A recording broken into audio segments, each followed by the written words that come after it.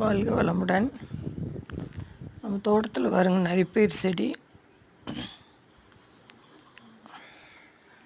ஆட்டுத்தீவனம்ங்க.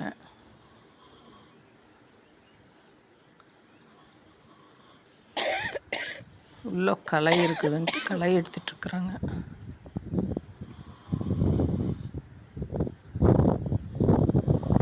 ரெண்டு 3 மாதத்துக்கு ஆட்டுகளுக்கு கொடி இன்னும் மழை வேணுங்க. மழை இருந்தால் கொடியோடு பூவு பிஞ்சு காய் வந்த பிறகு அறுத்து கொண்டு அமுத்திடுறதுங்க.